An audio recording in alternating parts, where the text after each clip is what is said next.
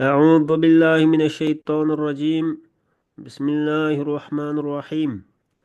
الحمد لله رب العالمين والعاقبة للمتقين، والصلاة والسلام على نبينا محمد وعلى آله وصحابته ومن اتبعهم بإحسان إلى يوم الدين. اللهم لا علم لنا إلا ما علمتنا إنك أنت العليم الحكيم. الله تعالى iltifat bilen Sure Ali İmran'ın 166. ayeti keldik. Yani şu Uhud gazasına alakadar mezmunla sözün diken. Estaizu billah. وما أصابكم يوم التقى الجمعان فبإذن الله وليعلم المؤمنين وليعلم الذين نافقوه وقيل لهم تعالوا قاتلوا في سبيل الله أو ادفعوا قالوا لو نعلم قتالا لاتبعناكم هم للكفر يومئذ أقرب منهم للإيمان يقولون بأفواههم ما ليس في قلوبهم Vallahu a'lemu bima yektumun. Ve ma asabakum. Yani Uhud gazasida ikki qo'shin uchrashgan kunda, yani musulmonlar bilan mushriklar to'qnashgan Uhud jangida sizlarga kelgan musibat Allohning irodasi bilan kelgandir. Bu haqiqiy mu'minlarni bilish, ya'ni ayirish uchundir. Va munofiqlarni bilish, ya'ni ayirish uchundirki, ularga kelinglar, Alloh yo'lida urush qilinglar yoki o'zinglarni qo'dinglar deyilsa, ular urushdan xabar topgan bo'lsak, albatta sizlarga ergashatdiq. Ya'ni sizlar bilan bir safda turib urush qilatdiq dedi. U kunda ular iymonga qaraganda kufrga yaqin edi. Ular ko'ngillarida yo'q narsalarni eg'zirdi dedi. Ular yo'shirganni, ya'ni nifoq bilan mushriklikni Alloh obdan biladi.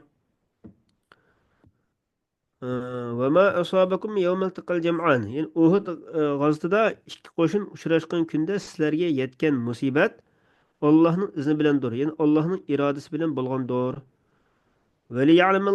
Veliya'lemel mu'minin. Yani bunda bo'lishi Alloh taoloninki mu'minlarni bilish uchundir. Yani haqiqiy iymon etganlarni o'ttirga chiqarish uchundir. Ilm zuhurin degan oshkor qilish tariqasida o'ttirga chiqarish uchun shunday qilgandir demoqchi ekan. Veliya'lemellezina nafaqu. Va yana Alloh taolo munofiqlarni bilish uchundirki, vaqila lahum. Va allazina degani va shunda bir kishilarni bilish uchundirki deyildi ularga demoqchi ekan. Aşağıda allazina mahsub ba deb turmaydi. Yine munofiqlarni bilish uchundir.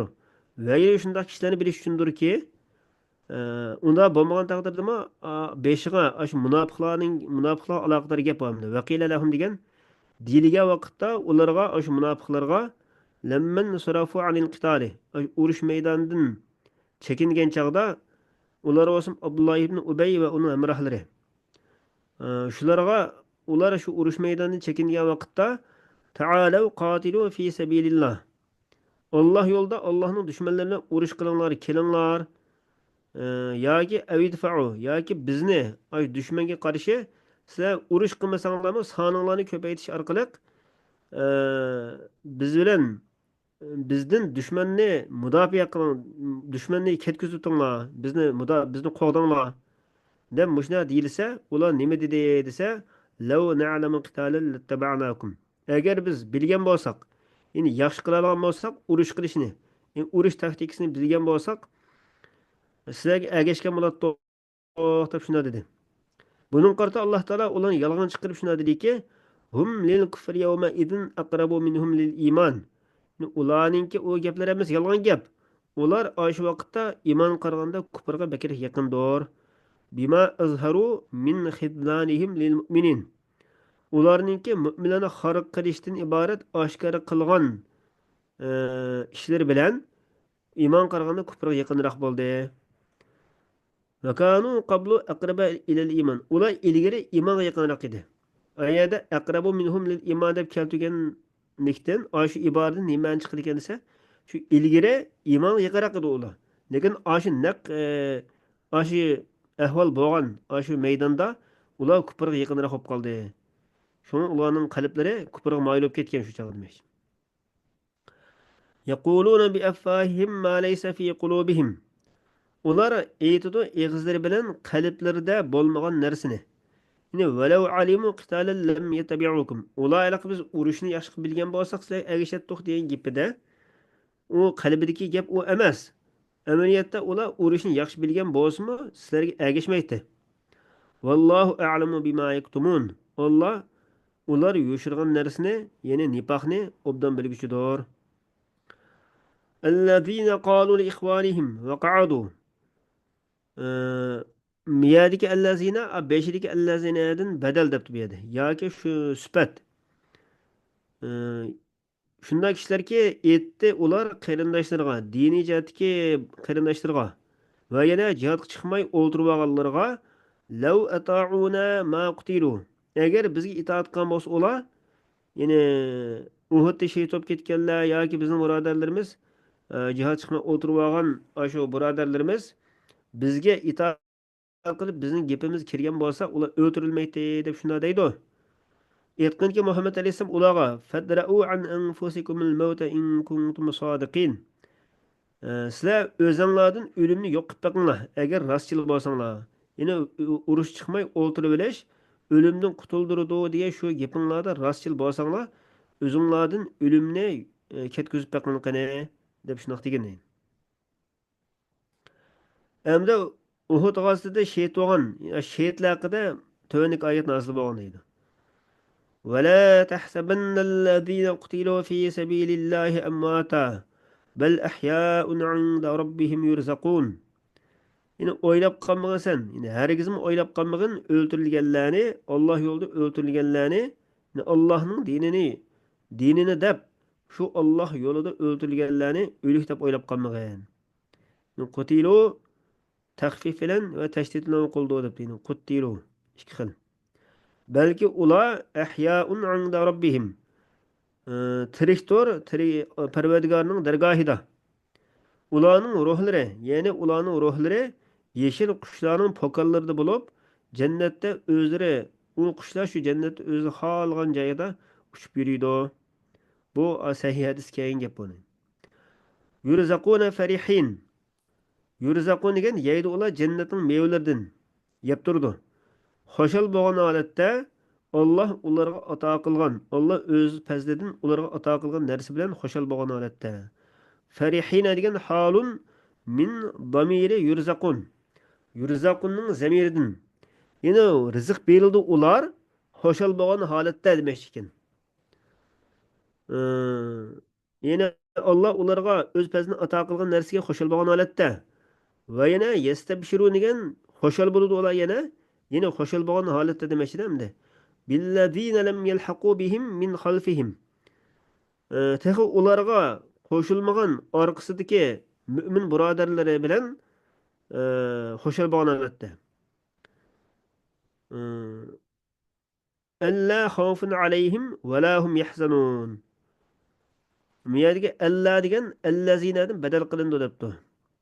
Yani billazina lam yalhaqu deyni ular qo'shal bo'ladi. Orqasidagi texi ular qo'shilmagan mo'min birodarlari bilan nima qo'shal bo'ladi desa, shuki yo'qdir qo'rqinish ularga, yine texa Allohga qo'shilmagan birodarlarga demoqchi ekan. Ularga qo'rqinish yo'q va ular oxiratda g'amkin bo'lmaydi deb shuningdan qo'shil bo'lgan holatda va yana Alloh taolo o'z fazlini ularga ato qilgan narsadan qo'shil bo'lgan holatda jannatning mevalarini ashta yeb turdi demoqchi. Yastab va lahum yahsanun oxiratda g'amkin bo'lmaydi. Yana bu yerda ma'ni nima bo'lsa, ular xo'shal bo'ladi o'zlarining xotirjamligi bilan va xo'shallik bilan ashta xo'shal holatda jannatning ichida uchib yuriydi demoqchi. Yastabshiruna bi ni'matin min Allah. Ular xo'shal bo'ldi yana Alloh taolo tarafdan bo'lgan ne'mat bilan, yana savob bilan.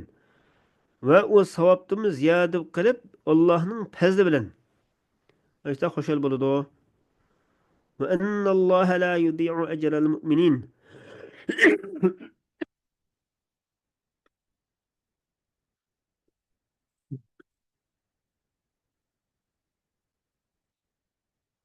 Alloh taolo mu'minlarning ajrini zoya qilib o'tmaydi.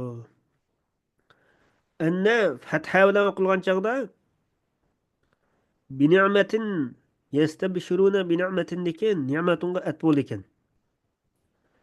Ya'ni yastabshiruna bi annalloha la yudi'u ajral mu'minin degan bo'ldi-da o'sha chog'da.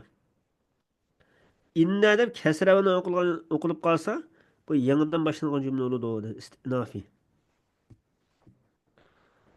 Allazina istajabu lillahi var rasul.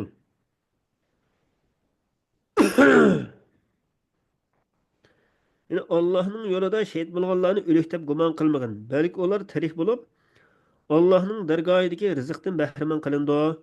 Ya'ni jannatning ne'matlaridan atigan oqshomda mangulik rizqlantirib turildi. Ular ular Allohning o'zlariga bergan fazlidan xursanddir. O'zlarining orqasidan taxi yetib kelmagan, ya'ni shehid bo'lmay tirik qilgan qarindoshlariga oxiratda na qo'rqinish, dunyodan ayrilganlikqa na qayg'u yo'q ekanligi bilan xushxabar berishni tilaydi. Ular Alloh tarafidan berilgan ne'mat va fazlni, mu'minlarning ajrini Allohni bekor qilib o'tmaydiganlik bilan xushxabar berishni tilaydi. Uhud g'azotida yaralangandan keyin Allohning va payg'ambarning chaqiriqiga ovoz qo'shganlar, ular ya'ni mu'minlardan yaxshi amallarni qilganlar va taqvodorlik qilganlar cho'ng savobga erishidi. Mushriklar tarafdori bo'lgan odamlar ularga shak shubhasizki kishilar, ya'ni Qurayshlar sizlarga qarshi qo'shin to'pladi, ulardan qo'rqinglar dedi. Bu so'z ularning iymonini kuchaytdi. Ular bizga Alloh kifoya, Alloh nima degan yaxshi homiy dedi. Allazina degan jumlaning egasi ekan. Istajabu lillahi var rasul. Ya'ni Allohga va payg'ambarga ovoz qo'shganlar. Ya'ni urushga chiqinglar degan chaqirga ovoz qo'shganlar. Ya'ni Abu Sufyan uning amrahlari qayta kelishga, qayta shu Madina munavvaraga urush qilish uchun qaytishni iroda qilgan vaqtda deydi. Shu payg'ambar Alloh va Allohning rasuliniki mu'minlar qarata urush chiqinglar degan chaqiriqqa ovoz qo'shganlar demoqchi ekan. Va tavaadu u Abu Sufyan uning amrahlari bo'lsa payg'ambar alayhissalom bilan kelar yilnisi Suq Badrda Badr bozorida uchrashishni va'dalashgan edi deydi. Shu Uhud jangi bo'lgan kunning o'zida kelar yildagi shu kunda, shu kunga to'g'rilab Suq Badrda uchrashishni va'dalashgan. Min ba'di ma asabahum min qarh. Yani ularga Uhud g'azotida nurg'un jarohat, musibat yetgandan keyinmi yana ovoz qo'shganlar. Yani bu jumlaning xabari nima bo'ldi desa, lillazina ahsanu minhum. Hamda ashlarning ichidan yaxshilik qilganlar, Allohga itoat qilish bilan yaxshilik qilganlar vattaqav va Allohga muxolifatchilik qilishdan saqlanganlar uchun katta ajr bordir. U ajr bo'lsin nima bo'lsa jannat. Allazina bu ikkinchi hozirgi allazina ilgirki allazinadan badal deydi yoki sifat. Ya'ni shunday kishilarki aytdi ularga boshqa insonlar. Ular u insonlar kim bo'lsa Nuaym ibn Mas'ud al-Ash'ari degan kishi. Shu kishi musulmonlar deb ekan. Innan nasa qad jama'u lakum. Haqiqatan insonlar, ya'ni ular Abu Sufyan va uning amrohlari shu kishilar sizlarga qarshi to'plandi. Sizlarni yiltizinglardan qo'rqitib o'tish uchun ko'p qo'shinlarni to'pladi. Shunga ulardan qo'rqinglar. Ular bilan uchrashmang, ularni kemmanglar degan chaqda fazadahum imana. Bu so'z ularga iymonni ziyoda qilib o'tdi deydi. Allohni tasdiq qilishni va Allohga bo'lgan chin ishonchni ziyoda qildi. Va qalu va ular dediki hasbunallohu ni'mal vakil. Bizga Alloh kifoyadir. Ya'ni bizga ularning ishiga qarata bizga Alloh kifoyadir va ni'mal vakil. Alloh nima degan yaxshi homiy. Al mufawwadu ilayhi al-amru. Ya'ni Allohga ish ishimizni topshirish. Al mufawwadu ilayhi degan uningga ish topshirilguchi demakchi endi. İşlerimizni topshirilgan zot bo'lgan Alloh nima degan yaxshi homiy. Va xaraju ma'an nabiyyi fawafaw suq badr. Ular payg'ambar alayhisalom bilan birga shu g'azotga chiqdi va suq badrda dushmanlar bilan uchrashdi. Va alqallohu ru'ba fi qalbi abi Sufyan va ashabi. alloh taolo abu sufyonning uning hamrohlarininki qalbiga qo'rqinchni tashildi, shuni ular qo'rqib jang maydoniga kelolmadi deydi.